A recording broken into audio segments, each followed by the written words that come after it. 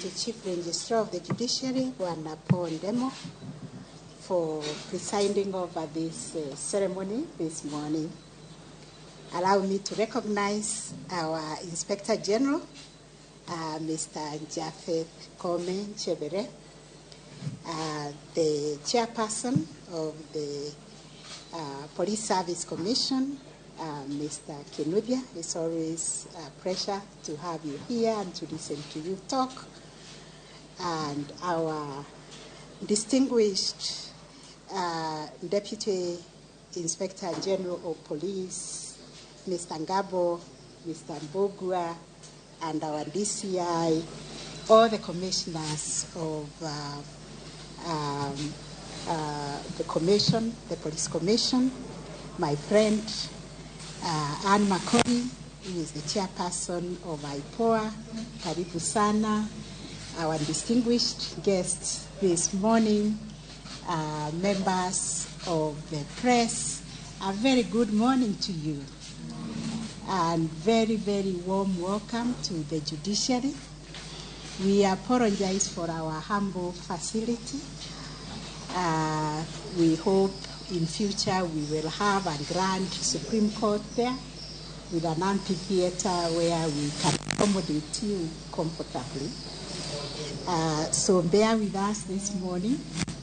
We wanted the IG to go to work, so we did not even have time to arrange to have a huge ceremony, which we could have had in a tent, the way we normally do things. So this morning, we just accommodated you here where we do our things in a very, very humble way. But thank you so much for coming. I wish to congratulate our Inspector General, Mr. Japheth Kome Chebere, on your appointment and swearing in. And thank you for clarifying that you are not my blood relative. You should also have said the name Kome in Meru is like Wafula, Anyango, Onyango, Kamau, Mohammed in other places. It's a name that is loved by many people. In fact, it means one who is very clever. That's why it is loved by many people. So I hope the social media will correct that. Your appointment, IG, has come at an exciting time within the justice sector, where also under the auspices of the National Council on the Administration of Justice, all of us, we are actors in the justice sector, have embraced this principle of cooperation and collaboration to ensure efficiency in the criminal justice sector. We have all recognized that none of us can make it alone. It is a shared responsibility, not only with the actors within the criminal justice sector, the judiciary, the police, the prosecution, but also the people themselves. We partner with them because we serve them, and therefore we do this together. It is such a collaborative approach that fosters coordination and cooperation amongst the investigative, prosecution, and judicial bodies that will ensure that our justice will operate optimally. Our hope, Bwana IG, is that you will lead the police service in participating robustly in the initiative geared towards the reforms of the criminal justice sector. We are working very well under the auspices of the National Council on the Administration of Justice at the end quarter level. At the court level, we have a very robust court user committee that links up with the Nyumba Kumi so that no one is left behind.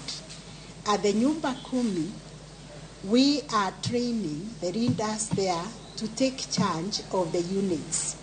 to make sure that our children are well guided. Our youth are also guided and counseled towards meaningful engagement. You know the challenges we are facing, the challenges of drug abuse, the challenges of radicalization of our youth, and this is nothing that can be achieved by one agency alone. It doesn't matter how well resourced or professional you are as the police, we must work with the people. The people are central, and indeed we have the best constitution in the world that tells us power. The sovereign power of this country resides in the people. And the people have just given us that power so that we serve them. So that when you see a police officer, that authority is exercising comes from the people. The people he is serving.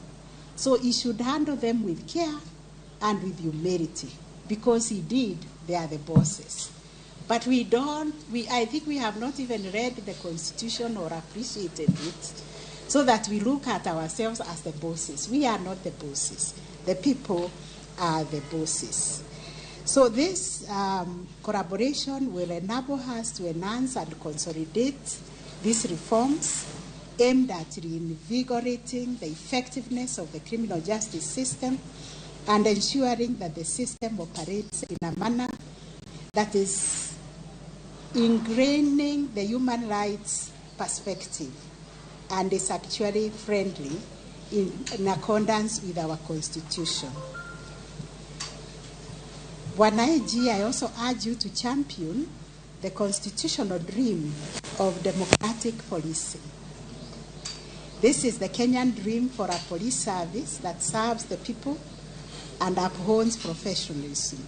I'm happy you have mentioned professionalism, because no police officer is trained to abuse the power, to abuse the rights of Kenyans, to harm the Kenyans. I even took time to read the police service, what do you call it? The police? Standing order.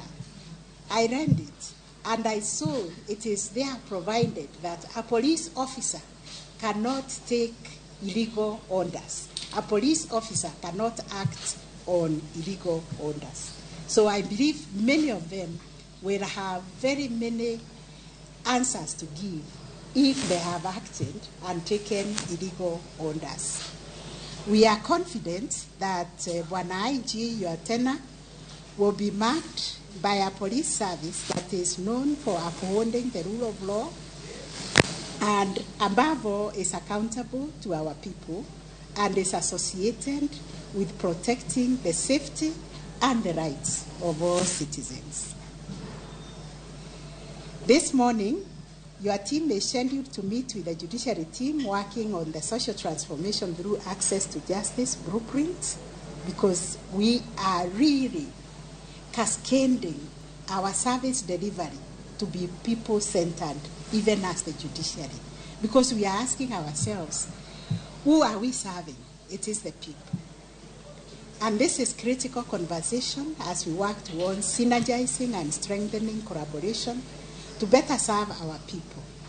And we thank you for availing time for this conversation and for the future engagement, because we want to see how that vision that we have been sharing with the Kenyans within the last 1 year can now cascade to the level of the community ownership and of the people ownership, and how we can partner with the people genuinely, because justice cuts across everybody. And everybody wants to experience justice. Everybody wants to experience fairness. Even when they have committed a crime, they need to be treated humanely and dealt with within the tenets of the law. Lastly, Bwana IG, the oath which you have taken today will guide you in your day-to-day work. According to the oath, you must never depart from the law. In addition, the oath equally requires you to serve this country, to to the best of your abilities, and bearing in mind the enormous responsibility placed upon you. And thank you very much, Chairman of the Police Commissions Service, Bwana Kinuthia, for assuring our officers that their welfare is being taken care of. I commend you for that, because as we put them forth to go and offer their life, their service, their professionalism, we need to take care of their welfare. Because they are, at the end of the day, they are our brothers, they are our sons, and we care for them as well. So I will also be joining you to call upon Kenyans to be also kind and sensitive to our police officers and to treat them with kindness. So with those few remarks, I wish you well in your new appointment, and I pray that God will continue to guide your work and to shine His light upon you, and will bring all the right people and the right tools and equipment, whatever is required for you to undertake this onerous responsibility that has been bestowed upon you. Thank you very much, and all the best.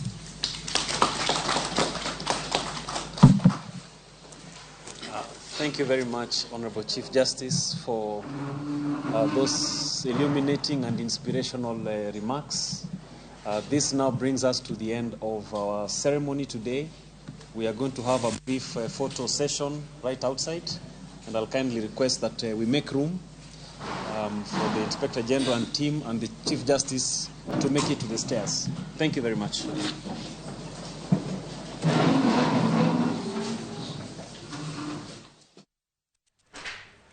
Nyakora Ramogi chenro mabende ineno kanyo ne chenro kama bende Inspector General manyien marobila mano Jafet Koome ochamo mumayanga kakuchako tiyo kaka Inspector General marobila e pachoka nyasi makamano Nyakora Ramogi itayo kod Chief Justice mapachoka Martha Koome mabende neno koloso kanyo kabende gikwayo hawi maber ne Inspector General marobila Jafet Koome kinde mabende koro chako tiyo ayanga e pachoka Jafet Koome bende kinde ma oloso kanyo tok chamo muma ayanga odiochieng' makawuono osingo marakedo kod maundu e pacho kae ka bende wacho kanyo no biro bedo yo ng'ala manyime marakore ahinya kod obila mabende wanyalo wacho ni gin obila marori kata mago mabende nego ji aoyaye ka bende wacho no biro chung' motegno e tok obila matiyo e yor chik to kaponono in obila ma ok ti e yor chik to ibiro kauni chika makare kaka yorno marakedo kod maundu e pacho kae kabende National Police Service Commission kata jakoma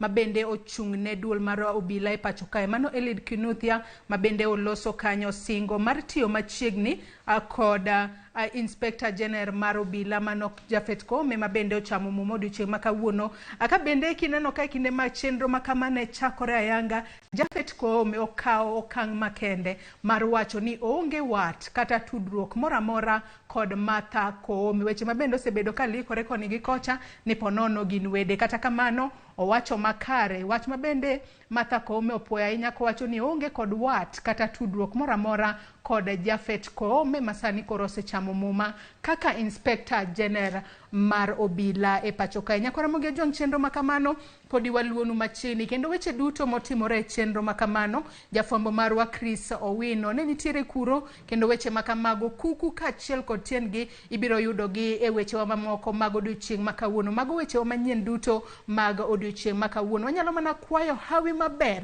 ne Inspector General mar obila Jafet Koome e kinde mabende koro ochako tiyo ayanga e pacho kae ne jopiny mar mondo mi oneno ni okedo makare kod maundu maponono nitiere pacho kae mar mondo mi arita mar jo Kenya duto obeda makare Nyakora Ramogi chenro podi en mbaka oromo to gisane twaka e chenro mar mbako romo mantiere kae mar bago ni twaka kalure no odiochieng' makawuono wadwa twaka tudore kod kedo gi lwenje mag udi antiere kod welo ariyo mobro bedo godo kod twak mong'etha kotudore kod weche makamagi weche mag kedo gi lwenje mag udi masane osebedo mathoth ahinya e pacho kae ang'o makelogi ere kaka inyalo duokgi chien to ponono in jalno manitiere e lweny mar udi ere kuminyalo goe lipot makare, inyalo yudo kony kanye. Magi weche duto mabende wabiro twake e studio kae kantiere kod wendo marwa mano Moses Okinyi mabende en jatelo mochung'ne wechego mag tudruok kariwruok mok mar piny owacho makedo ne ratiro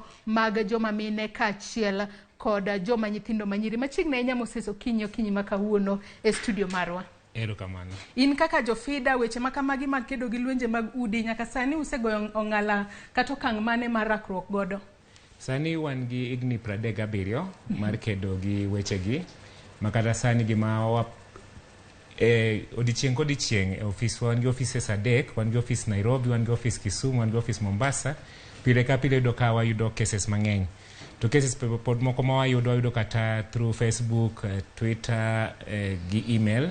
Kato nitie namba moro be mar nono mabo miyo jopiny. Mak mana parono gi kanyo kik wadhi matuta ahinya. Wacho nun gi igni 37 kukedo ne ratiro mag joma mine kaachiel kod nyithindo manyiri. Kamano. Erokamano ahinya. Kwarabuge jong'wendowa machielo mabende biro tudore kodwa nitiere studio marwa mayudore e boma ma Kisumu, mano Peres Odoyo ma en okil kamalo. Ka en bende osebedo ka otiyo kod riwruok mar FIDA ka bende en okil mabende kedo ne ratiro mag joma mine kaachiel kod nyithindo manyiri. Perez ichiew nade e boma ma Kisumu kono to nyaka ni chaka luenje kedo ne ratiro mar nyithindo manyiri kod jogo mamine. Isekedo negi kuom thuolo maromo nade Perez? Erokamano. Achiew maber, Kisumu beber. Asebedo okil kuom kinde ma romo igni 16. Kuom igni 16 go asetiyo kuonde mopogore opogore kawa kedo gi weche mag ratiro mag mine gi nyiri koda jok moko maratich gi ketho. Ndalo moko ba asetiyo ka FIDA kanyo kuom igni kaka 3 kama endi. Koro kuom igni 16 gi bathe asetemo kaka danyal mondo ati mondo wagol akweda mar mine kata lwenje manitie kind mine. Erokamano ahinya Perez Odoyo. Kwarabuge jong mana kaka iseneno magi welo mabende abiro dolo godo twaka Okinyi makawuono ka watwaka kotudore koda kedo gi lwenje mag udi. Chakoronwa ote mari koluore e line marwa mar ote machuok ma en 33600. Facebook kacha wantiere live yudo Ramogi TV, Twitter @Ramogi TV. Kan bende nyalo tudri koda e Facebook page mara ma en Joyce Odur, Twitter handle @JoyceOdur_. Wakaw matin kaeto waduogo wabede twak kik idhi mabor.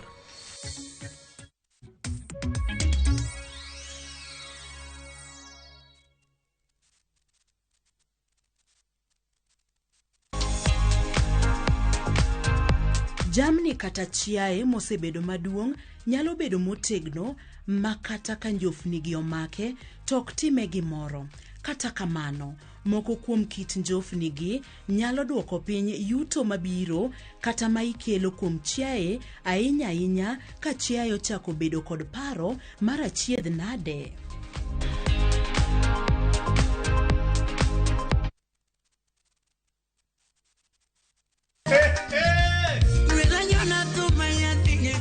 En chenro mar usiku sako wachoro thum mar benga gi ohangla kabiro komakore ahero nyako mahera makata onge. Nyayudo e mbui mar Facebook, Instagram, Twitter @Ramogi TV #Ramogi Night. Indube idalawa kanyasoro dalawa. Indube idalawa kanyasoro dalawa. Mitmaratari wacho ni mitasali pekmeli. Watio matek jokanyana. Lungani DJ ko local instrumental one ma one tie. Lungani Ninja the Entertainer to ma en Ramogi Night. Ramogi Night. Ticha Beach ka Ticha Beach Sang'wen otieno. Collect fare kwa boda au matatu ukitumia ViewPay cashless na uqualify for bima ya 100,000 shillings pamoja na medical cover ya 20k na permanent disability cover ya 100k kwa 5 bob pekee. Dial *236# today to start using ViewPay cashless.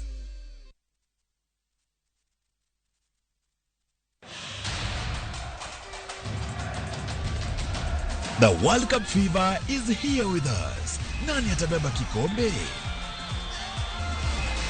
Will it be defending champions France, host country Qatar?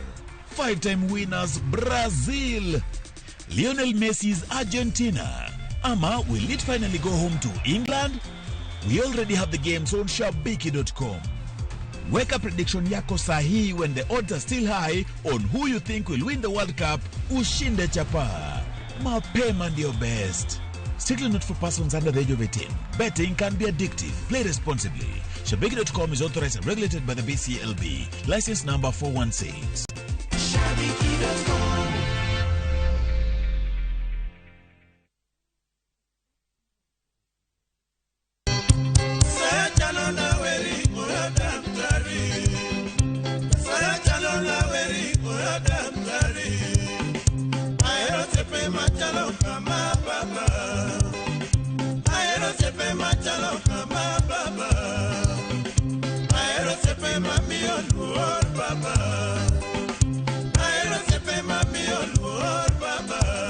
Dial *860*419# to get Oyo Daktari.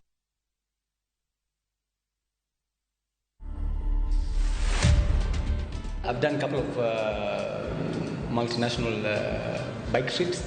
I've done like a lot of Nairobi to Cape Town solo rides. I've been traveling for more than 12 years, but it's just that I haven't been putting it out there.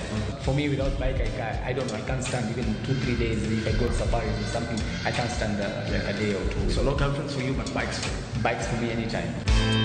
To watch this story and more, download the Citizen Digital app today. Kenya's #1 app, Citizen Digital.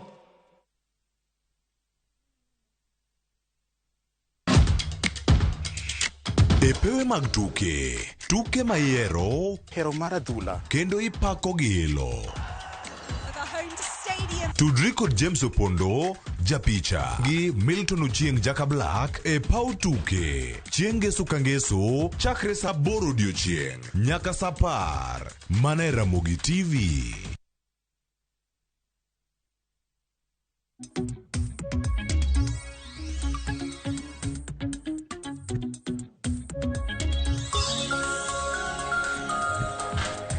Machiegni kendo nyakwara Ramogi Ajwang'a kendo erokamano ahinya kuom medo kete mana e Ramogi TV okinyi ma kawuono e chenro ni mar mbaka oromo kama wagoyo mbaka ma bende wabiro kawo thuolo makende mar chwalo ni nyaka e kor gwenge mar mondo mi in janeno marwa kamoro amora minenowa ichwalnwa pachi kotudore kod thuon wach ma bende watwake okinyi ma kawuono kama watwako kotudore kod kedo gi lwenje mag udi mana kaka asenyisi antiere kod welo ariyo wendo mokwongo antiere gode studio marwa Nairobi kae Moses Okinyi kachiel kod Peres Odoyo matudore kodwa ka entiere studio marwa mantiere boma ma Kisumu kawachaka yanga watwak mar okinyi makawuono kachako kodi Moses Okinyi iwacho ni isebedo kitiyo kod riwruok mar piny owacho mar FIDA mathothne kedo ne ratiro mag joma mine kachiel kod nyithindo manyiri kuom higni 37 koro. Wanyalo wacho ni lwenje gi mag udi gin kaka mage kata mage ma uthoro neno mang'eny ahinya kata ma ichwalo nu report mathoth. Wacho ni report unyalo yudo kokale yor tudruok mago mag Facebook kata ng'ato nyalo chopo kache apisu to chwalo nu chandruok ma intiere godo. Koro mokwongo ya gine nemo correcti pokatiyo gi FIDA 37 years higni 37. FIDA mosebedo kuom higni 37. Mane gwa bed moti kijana mapodian kama. Iwacho ni podin kijana. Podin kijana matin kabisa. Koro but FIDA kanyo wayudo ga weche mang'eny, weche mayudo machalo ker mar lwenye ot ma yudo ka go ng'ama dako kabisa.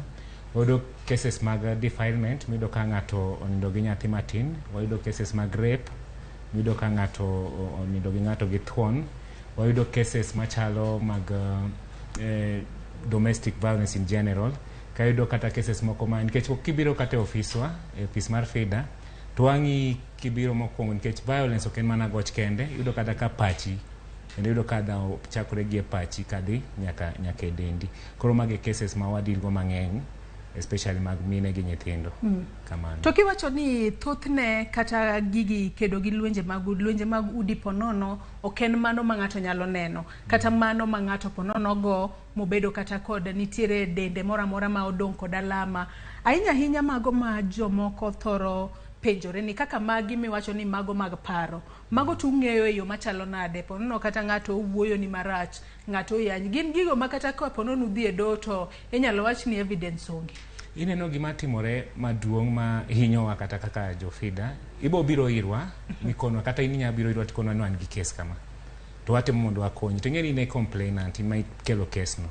But mang'eny ibo yudo ka mine kata kogoye, kata kodhi e chiro to odhi wacho ni nogore piny, odhi wacho ni notuome kata nogore ga piko gik machalo kamano. Ok gidwa wacho adieri. Gima wan go matek kabisa en ng'eyo adiera mar gima timore ot. Nikech gini timore ot ka un ji ariyo. Koso timore kata ka nyithindo neno. Tudo ka mamani ok nya wacho gima timore ne nikech obedo threatened. Ikone ni kiwacho tadhi timi kama, kiwacho tadhi timi kama. Kato gima miyo kendo mine ok wach mang'eny, maybe en gi nyithindo, wacho ni an gi nyithindo. We abed arit keny mara. Nikech an gi nyithindo. Ibodo ka seche moko onge tich, wacho ni koro akadhi kanye tadhi timo nang'o. Ibodo gima chalo culture. Nikech min manego wuonwa nego minwa, sorry. Koro en mana gimoro matimore. Nitie mine moko be ma bro wacho ni koko goye to kohere. Asebedo kara mo kaka wawacho gino. Nian koko goya to kohera. Nyaka bile matine ko ng'e ni koro hera mano chope ng'iende. Kamano. Koro ineno nitie gik mang'eny ma kelo mamiyo mine ok bi e office. But gima temo konyo jopiny ni kiyudo ka ng'ato igoyo tiwacho. Nitie namba mar free ma wamiyo ji miwacho. Nitie gima chielo kendo mag nyithindo mag nyiri. Mago ema gima wang'o ga ahinya personally kata kaka office. Yudo ka in gi nyathi to nyathini ni wuok go ka ng'at machielo to dugo nyuomi ka ng'at machielo. Koro yudo ka nyathini ni ng'ato tiyo kode marach to kidwa wacho nikech ok idwa wuok kachacha. Ineno? Mago nyithindo mobigo de keny. Mobigo de keny. Iwinjo. Yudo ka mamani ong'e ni nyathine ni gimoro timore ne to ok odwa wacho. Tibodo kata ka seche moko nitie kes moro mane wadil go mana machiegni ni. Bedo ka japuonj madugo ng'eyo ni nyathini gimoro timore ne. Ume seche moko ne ging'e nyathini. Ineno changes moko ka biro, ineno ka ok owuo, ok ogo mbaka, ok omor. Kata ka ng'ama teenager kama ineno kodonje alcohol gi drugs, kong'o gang'o emotimo gi yedhe mochamo. Ting'iyo gigo ema koni ni nitie gimoro marach ka. Koro seche moko within the community wang'iyo ga gima chalo kamago to waneno ni nitie gima rach e kend. But the problem is ni in ema nyaka ibi. Nikech kisebedo over 18 ok nge gima wanya timo. Wasedhi nyima nyaka waseche moko wayudo kaka FIDA wabiro ka in gi ker mar lweny to wanyalo kawi ma ketie shelter nikech wan gi shelters mwa keteji. Wadhi waketie shelter makoro wa protect. Tudo ka in kende ichaki wuok kanyo idok kama adwa ni make parono gi kanyo matin wawinja ne pach Perez Odoyo ka intiere studio marwa ma boma ma Kisumu. Perez, kiwinja okinyi maka wuono waseneno ni lwenje gi maga udi osebedo mathotha. To in kaka jalno mabende thothne osetiyo, kaka jalno makedo ne ratiro mag joma mine ka achiel kod nyithindo manyiri, en ang'o mathoro kelo lwenje mag udi kata lwenje mag kit chwech? Ang'o mamedo miyo gimedore ahinya e pacho kae, Perez? Gima miyo samoro lwenje mag udi gimedore ahinya nyalo bedo ni en kama gima okinyo wacho culture wa. Kaka ne wadongo gi kaka waneno ka gik moko timore, wakawe kaka kawaida. Baba ne goyo mama ne yanyo baba, kata mama yanyo nyithindo ni guoko ta chal kama ifuo ka jodala, wakawe kaka kawaida. Koro nikech en kidowa, nyithindo dongo, jomoko kawe kaka en gima kawaida. Koro gima kuongo mamiyo lwenje mag udi medore en bedo ni wakaw gima rach cha bedo kaka gima pile to gima ber. Mano mokuongo. Mar ariyo be nyalo bedo ni wakia. Nikech nineno ka baba ugo mama u, nineno ka mama emonego bed ni tedo to koko tedo maber tik nyise ni dog dalau. Koro wakawe ni opuonjwa kamano. So in addition to puonj kata culture, nyalo bedo ni ikawe kaka koro mi ibedo ng'ama strong, ibedo ng'ama ratego manigi teko. Baba ma okogo chiege okawe kagima en dhako bet kuome. Koro mondo wanyis supremacy, wanyis ni wang'eyo kata wajoteko e ot kaendi, wakao teko matin ma wan go cha ka wakelo go lwenje mag ute. Koro gimar ariyo mamiyo en the battle for supremacy, kisungu luonge kamano. Ni adwa ni mondo abed ng'ama ng'ama boss kata ng'ama ni malo mar jok mamoko. Machielo be nyalo bedo ni yuto matin. Koro nikech yuto tin, ng'ato dwaro ni mondo kel gero, kosekelo gero to samoro bro kun to weyo ne chiemo, koro chiemo kende. Kata yuto matin cha nyalo miyo kama wantie cha, koro wadwaro ni mondo wagol jok mamoko, agol nyiga mondo agong gi lopa matin ni apogne yuwota. Koro yuto matin cha samoro be miyo pachwa bedo ni we agol jomoko, akel gero kata aket environment ni obed ma jok moko ok nya bedo. Kata kisekete kamano to koro jomoko wuok to jomoko weni kamano. To moro be en paro moyombore, I can say so. That kaka owadwa Okinyi wacho niya, koko goya gi jaoda takawe ni okohera. Koro paro madiny ni kata paro moyombore ni emamiyo nyayo lwenje mag udi. To paro marach ni be ndalo moko nokelo mamiyo nyithindo matindo ibambo nikech jomoko nobiro gi puonj moro ni kinindo gi ng'ama selele to kaponi in gi tuoche moko kaka kute makelo ayaki to koro idhi bedo ng'ama ler. Koro puonj moyombore ma samoro wayudo kata kuondewa mag lemo, samoro wayudo e utewa, samoro wayudo kuom osiepewa, kelo kata nyayo ahinya lwenje mag udi. To yiena mondo amed gimoro kanyo ni penjo ni lwenje mag udi gi gin mopogore opogore machal nade. Mokwongo wan gi giminyal nene del ma kisungu wacho ni physical violence. Maka sani agoyi kata kigoya ahinyora ma ng'ato nene del mano bedo, mano achiel kuom gi. Moko gin gik moko madonjo e wacho ni reproductive organs wa, gik manenore, gik ma samoro ok bi nenore nikech kibambo ng'ato to ka ng'ama romo kode ok bi neno bambe, giminya neno samoro en kaka paro lokore kata kaka ng'ato ni ok ochal ng'ama mor kata ochal molil kama endi. So wan gi sexual violence. Kata wan gi also what we call emotional violence. Moro mabiro kuom paro. Ng'ato ok go dende ok hinyre, ng'ato ok obambi ok ohiny dende, lakini osika seche te iyanye kaka nyathi mosika asika chiko nyiso nyathi ni ifuo ka guok ichal kama. Koro gima dhi losore kuom dend nyathini kata dend dhakoni kata dend dichuoni en gima kisungu wacho ni low self esteem. Osiko ng'iyore ka ng'ama thin kata ka ng'ama ojar. Koro pache cha dhi bedo gi paro moko manyise ni in ok in ng'ato, in ok in ng'ama inyalo chung' nyim ji. Koro mano waluongo ni emotional violence. Mogik en economical violence.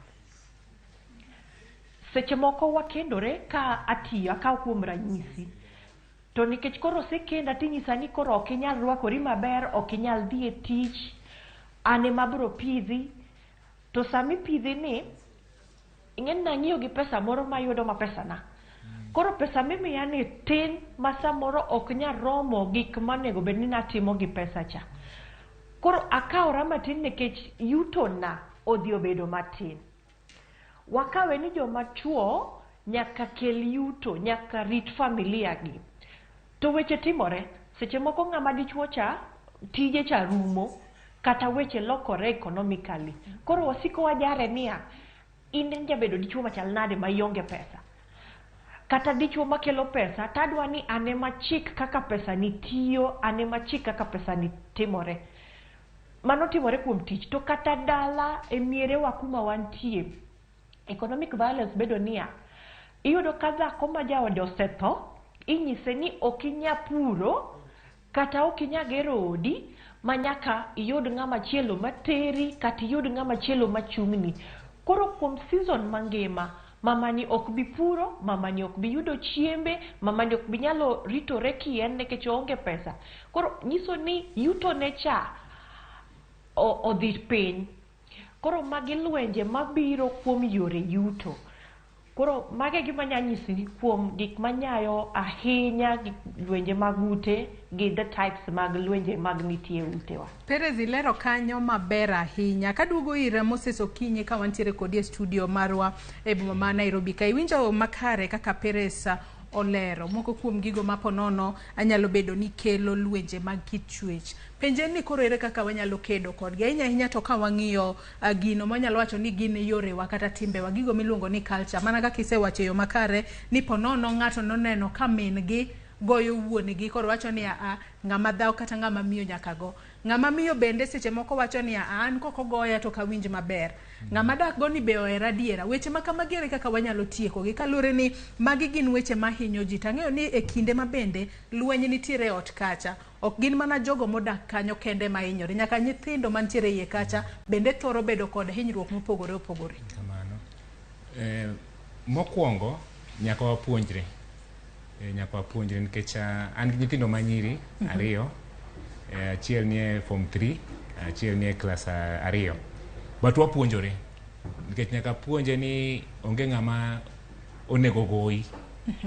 Onge ng'ama onego nid kodi gi thuon. Nitie cases moko ma wayudo fida kacha ni koro in kirwakori maber ka kirwakori maber ni irwako miniskirt mari tibire e oda gotieno ni koro in miyie. Onge ng'ama onego tim kodi gimoro marach gi thuon because in gi right mari. Ko nyaka wapuonjre. Puonjruok no is very very important nikech culture no nyaka en culture moro ma nyaka wawe chien. Mar ariyo, apart from puonjruok, minewa akwayo gi nyithindo manyini kik uluor. Nikech gimiluongo ni luoro. Nikech kaka kibiro ka fida kacha cha wasetiyo gi Perez mang'eny. Ibo yudo ka wan gi nyaka puonjruok ma wapuonjo mine nikech gimomiyo mine bedo e ker mar lweny en nikech giluor ni kawuok kata dhi chama ang'o kiny. Iwinjo? Asenono cases kacha ma seche moko ibedo emotional ma koro an be kawuono wan timo psychosocial support. An be wacho ni koro onego timna psychosocial support. Kiyudo ka mama moro maybe en gi ich mar dweche 7 ng'ani ogoye moturo nyaka lwete onge kama odhiye koro penj ni atim nang'o. Ineno? But kik iluor nikech nitie joma biro konyi. Nikech luoro no emomiyo seche moko ibedo ka ker ma igoyi kaeto bang'e itho. Nikech idhi goyi mitho. Ng'ato kosechako goyi to ok bi weyi. Koro luoro no nyaka wawe luoro nikech nitie joma nya konyi. Economic empowerment kaka Perez wacho. Nyaka wapuonj mine wa gedo economic empowered. Nikech power no ema amiyo nyithinda sani manyiri. Akono gini in gi right mari to in gi power mari. Koro kik ibed ker mar lweny nikech ionge go. Nikech onge no to wange ni it's very difficult. Ok bibedo mayot mondo watiek mano. Mar ang'wen, action from the authorities, serikal matiyo. Nyaka take action. Nikech onge ng'ama ni above the law, onge ng'ama oyiene mondo go ng'ato to this scot free. Nikech ngeni mondo ibed example ne joma moko nyaka action bedie. Koro kibiro kaka korwa wan gi okinde machalo Perez kama. Wami gine kony mar nono, ok chul, but B.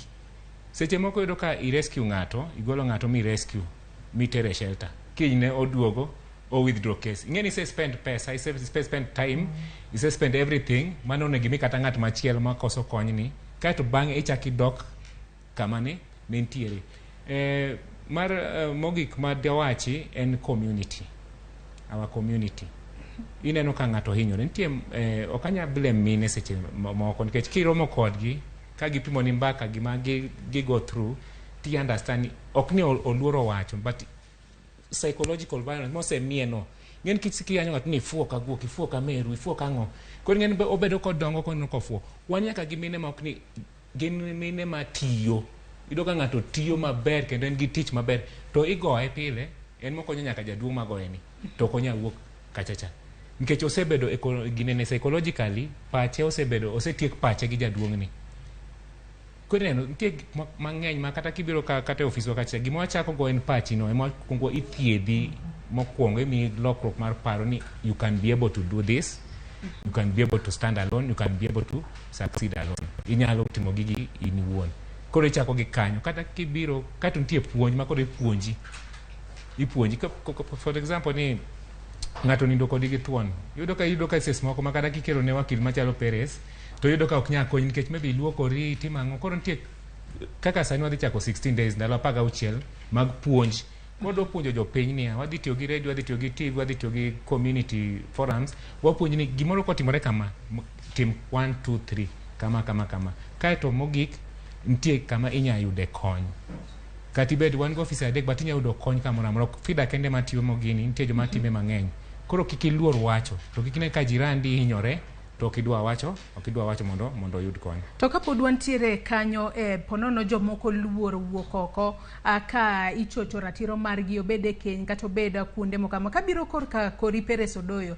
Thothne waneno ka joma mine ema thothne wuok oko ahinya ka ikindego ma ichocho ratiro margi kata ponono gintiere keny kacha to nitiere kaka ponono ng'ama odak godo goya. Aneno ka janeno wa moro kae oronwa penjo moro kae. Sam Jakoma wacho kae ni oyawre antiere kod penjo. Nyadi mathoth joma chuo ema bedo molested atinde to joma kedo negi onge. Ere kaka jolony biro ng'eyo ni ng'ama miyo e ot amane orocho ratiche to ok en ng'ama dichuo? Kose en stereotype mitiyo koda assumption? Mano penjo mara Sam Jakom. Thothne wang'eyo ni joma mine miwachoga ni igoyo, to joma chuogi bende nitiere moko kuomgi ma igoyo e udi kacha, kata nitiere moko kuomgi makale malit ahinya to luoro no omiyo ok ginyal wuok oko. Ere kaka inyalo konygi ahinya te sani ma bende watuwa kutudore kod kedo gi lwenje mag udi Peres?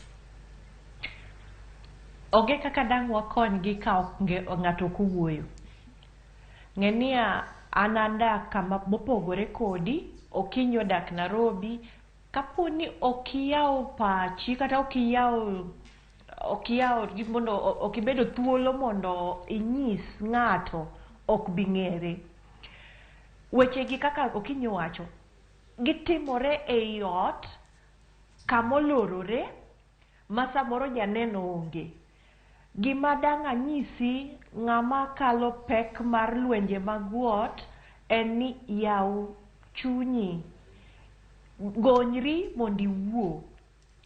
Seche moko kaka nopuonjwa gima ne wachako go ni en culture, ni kitwa gi timbewa nonyiswa ni nyathi ma wuoyi en nyathi maratego, dong wuoyi siro. Koro nikech in wuoyi siro, ihinyori to pod ikungori akunga, iketa ibolri abora, ok inya wacho ne ng'ato. Gimokwongo ma ng'ato ka ng'ato nyaka bedgo en ng'ama osiepne machiegni, ma wach ni kisungu nya wacho ni confident. Onge ng'ama pani osedongo ma samoro pok obedo gi osiepne ma onyalo yawo ne to nyise ni kama, kata kawuono wachiew kama, kata kamoro wachiew kama. Koro chenro mokwongo en yawo pachi mondo ibed gi ng'ama inyalo yawore ne chunyi minyise.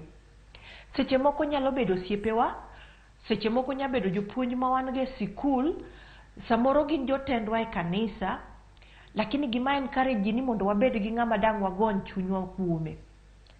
Gimar ariyo ma dang' awachi en in kaka jirani, in kaka wat, bed ng'ama is very keen, kisungu wacho ni keen, mondo ine gi pogruok manitie ot. Bede ng'ama jirani manyalo moso wadgi ni chiew nade. Bedo ni inya wuoyo gi ng'ato, inya yudo ka ng'ani nyalo open up to you, manyisi ni chiew maber to weche tek e oda kaendi. Koro yudo kama ogonyore. Koro bed ng'ama is concerned about other people. Jo Kristo wacho ni a good neighbor, be your brother's keeper. That's what I want. Memne gima nyanyisi. Nikech weche matimore e ute wagi, ng'ato ok nya wacha, ng'ato ok nya gonyore agonya. Lakini timnia, bed gi osiepni mano mokwongo. Bed mar ariyo ni konyisi gimoro gi watni kata jirandi kata ng'ato mo decide no open up to you, bed ng'ama bedo nyalo kano weche maling' gi. Kik bed ni kawuono anyisi ni no kanindo maber, weche notimore matek e oda, to kiny ilande alanda to onge kony mikonyago. Koro kat kok inya konyo, mar ariyo inyalo rifa ng'ato kuom ma inya konye. Kata kok inya chopo kafida, inyalo chopo hospital. Nikech hinyruok kata kot manitie e gwenge kelo hinyruok lwenje mantie e ot kelo hinyruok, to hinyruok nigi mokwongo ni nyaka ithiedh hinyruokno, nyaka ithiedh pachi ma samoro ohinyoreni. Koro gimokwongo ni kata obed stereotype, kata obed ni wakawo ni wuoyi siro, wuoyi ok hinyre, wuoyi kik hinyri. Bed ng'ama nyalo yawo chunye kamoro, bed ng'ama nyalo nyiso wach kamoro, bed ng'ama nyalo wuotho ma wuoth dhi many kony, kata kobed e hospital, kata ka obed en ka polis, nikech polise tinde nigi gender desk kama ng'ato nyalo report weche moting'o lwenje mag utego.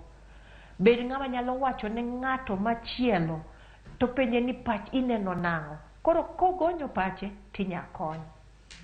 Iwinjo ka Perez Odoyo wacho kanyo yo makare ni wuoyi en siro, wuoyi en ng'ama onego bed motegno, matiende ni kata ng'ama dichuo moko kichocho ratiro margi, moko kigoyogi kata e udi kacha, ponono ginyal wuok oko mar mondo mi giwachi ni anto adiera wasedak gi min odani to ponono goyaga, nikech seche moko bendi wacho ni ng'ama dhako gi ng'ama dichuo, inyalo bedo ni ng'ama dhako goyo ng'ama dichuo, to ng'ama dhako ne magoyo koko makoro ikia ni en ng'ama igoyo kacha. To bende ang'eyo ni thoth joma chuo kowinjo ga ni idwa tergi ka fida, to ging'e mani an koro kotera ka fida, ponono kan jalno ma chamo sara dwe ka dwe, to sara na koro idhi ng'ad nus, moko dhi ne nyithindo ka ponono ni wawere. Fida ni bende nitiere kaka nyalo bedo ni konyo joma chuo ma bende ichocho ratiro margi e udi kacha, obed e yorno mar bembo, kata obed e yorno mana kaka Perez oseng'isowa ni nyalo bedo ni en mana e yor paro, minyalo hiny dendi, kata moko ga kotudore kod wechego mag yuto ma ponono kelo lwenjegi mag udi. Mokwongo nitie adwa keto gimoro e ler. Ji mang'eny paro ga ni gender en woman, en dhako. Ng'ama dhako kende gi nyithindo manyiri. Gi nyithindo manyiri. Ka wacho gender based violence, wacho gender the whole an gi in. Koro en violence between an kodi. Koro ken ni en mana nyiri kende kata joma mine kende, ok en kamano. Gender based violence is violence matimore, lweny matimore e ot between both man gi woman.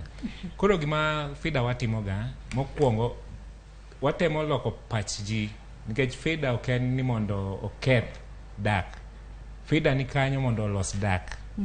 Nikech kata kibiro sani ni biro fida ni kelo wach fida, gima ok wadwar en kogoyi, kogoyi mano koro gima mano kes mopogore.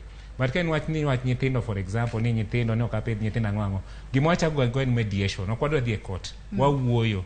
Koro kibiro to wagone ng'ato simu, ng'ami accuse no to wagone simu, to obiro to ugo mbaka no, utemo loso dak. Koro gima okwongo ma watemo loso kaka jo fida en family, en odni ema gima duong' mokwongo nwa. But e weche mag chuo makadhe e lweny, en ni mokwongo en luoro mar wacho no. Mar ariyo en culture, nikech kata kogoya na dhika police, gidhi chako nyiera ni wewe mwanaume unapigwa na wanawake aje. Ineno ka kono osiepna dhi landa ni Moses aigoga gi dhako. Koro ngene gweng' te ji macha ng'amigoga gi dhako ni obocha ng'o. Mang'a nyap ineno.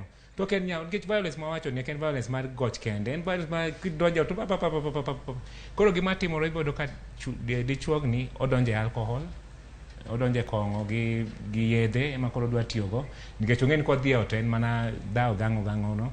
Ibodo ka seche moko waseneno wach mental health, ido ka joma negore osebedo mang'eny. Nikech no ka ng'ani wacho ni koro gini oseola otimo kama. Koro wan kibiro, nikech seche moko yudo cases mag chuo, kata obedo ni watiyo ne mine kende, that is the thing why we are there. But ka dichuo biro ira, nikech kaka jafwambo gi kewe fida kanyo, an ma seche moko ayudo ga messages gi, ok wanya witi, wabo mi kony mokwongo, wabo mi support my psychological, nikech wan gi counselors, kato wabo directi kami bo yude kony, kata ka en ka police, kata ka en kang'o. But problem en ni dichuo mondo wachi tek, nikech of the stereotypes mani around. Karan kogoya mondo wachi na kora nyalo bedo matek. To be nitiere kaka inyalo tiek wich kuot makamano ma ng'ama dichuo goro beda ni esa, ng'ama dichuo nega bed wuoyi siro, nega bed motegno, lakini nitiere kama kochopo to nega wuo. Yes, bro timore kama, nikech ineno kata wach mine ne tek ne ji, but through joma wuoyo, ng'ata achiel kowuok oko mowuoyo, to ji neno kare gini timore ok an kenda. Ka nitie gima iluongo ni civic education, nyaka wapuonj ji, nyaka wapuonj jopiny ni gini kiwacho to ok ochuno ni nyaka wadhi lando, kata kibiro kamoro ni dhi konyo ok ochuno ni nyaka wadhi lando, nikech lendo ne momiyo gi culture wa mani ng'ani nyap, ng'ani go gi dhako, ni mage maketho mondo ng'ato wuog oko mondo wach gik matimore ode. Nyakora Mogejong pod amedo parnene okinyi makawuono pod watwako tudore koda kedo gi lwenje mag udi ka ntiere kod welo ariyo Moses Okinyi koda Peres Odoyo ko bedo kod twak mong'ith kotudore koda kedo koda lwenj udi. Medo tudri kodwa yoronwa ote marie namba mar 36000 Facebook kacha wantiere live Ramogi TV, Twitter @Ramogi TV. An bende nyalo tudri koda Facebook page mara main Joyce Odur, Twitter handle @Joyce Odur _ iketo kanyo #mbaka oromo. Amodho pi matin kendo kaito waduogo wadhi mbele kod twak kik idhi mabor.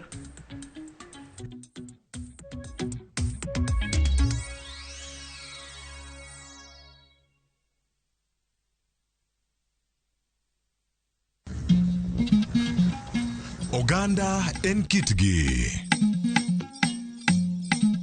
Joluo bende wan gi kitwa. Wakelo ni luo kitwa gi timbewa. E chenro mar 111 ngeso ka ngeso saa 1:45 mar otieno gi Rabala Kwasi Owad gi Rajabu.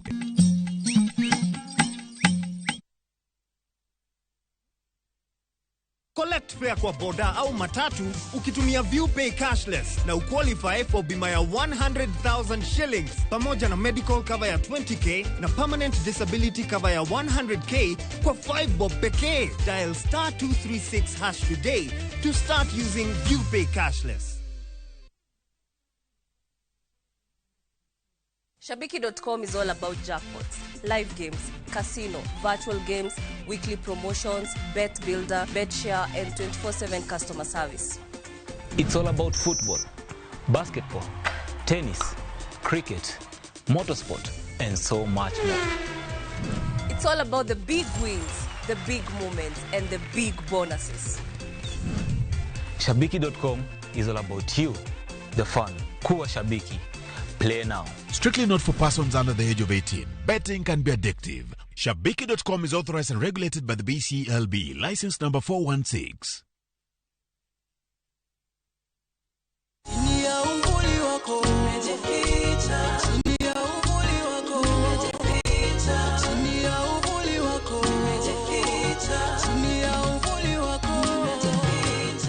Kupata wimbo huu kama sikiza tune yako ni rahisi.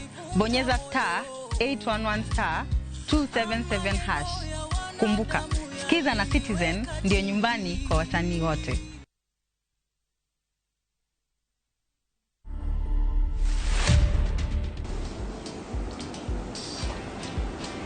Yeah, I really enjoyed my growing up because I lived with my relatives around. It was fun time. I communicate using my hands. So with my family and relatives, communicating properly with them, that has been a big challenge. The biggest challenge I've seen is many deaf people cannot read God's word. As we really try as much as possible to produce Bible literature in sign language, I would really encourage my fellow deaf people to learn. To watch this story and more, download the Citizen Digital app today. Kenya's #1 app, Citizen Digital.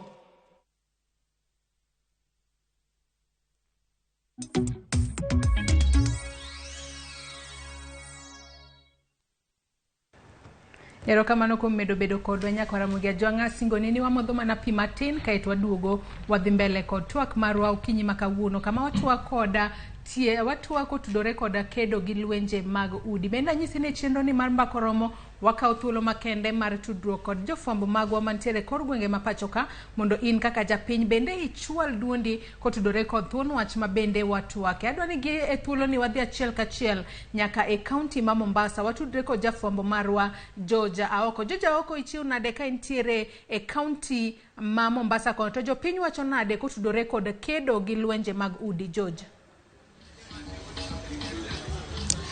Erokamano ahinya awinji maber kowuok e kaunti ma Mombasa kuma kawuono Mombasa chieng' rieny makech motamo wang' kata kamano wantiere kode waseng'iyo mana kode.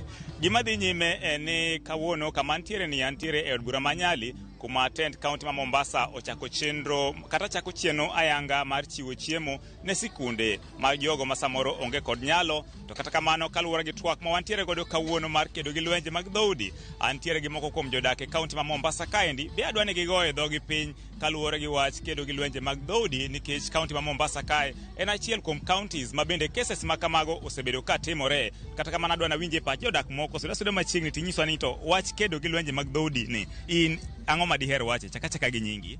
Nyinga iluonga ni Jojo Kelo. Kedo gi lwenje mag dhoudi osabedo ka timre sana e dhoudi ma mier mang'eny. Sana ido kaka joma chuo ido ni samoro en gi problem ot, lakini ok onyal wacho nikech oluoro jopiny bo wacho nang'o. Koro neno samoro igoye ot to ling'a, lakini ng'ama miyo kan gi problem ma kamano to nyalo share yot mondo share gi jowetegi. Koro wan joma chuo ahinyre nikech lit ma wan go ok washare gi jopiny.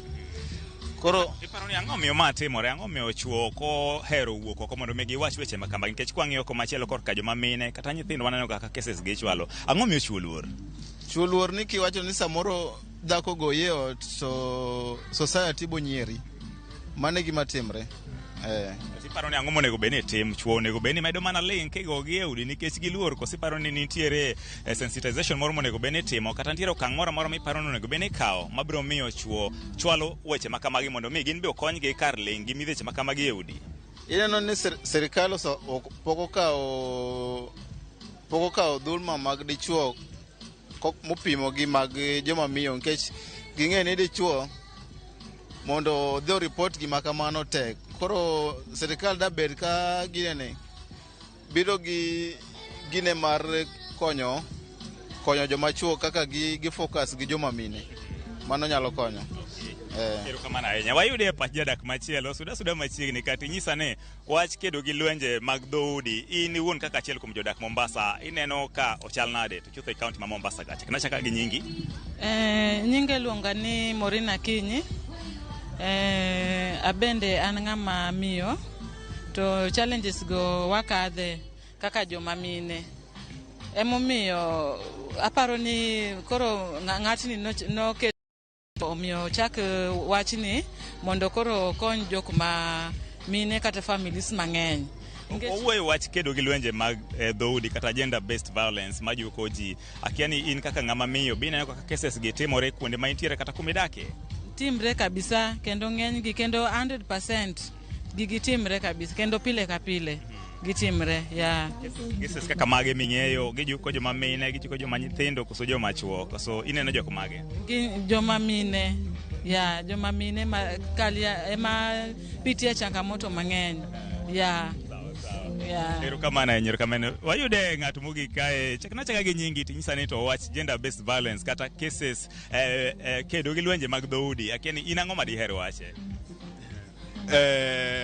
An iluonga ni Geoffrey Onyango mokwongo. To kede mege udi kata lweny mege dhako gi dichuo e ot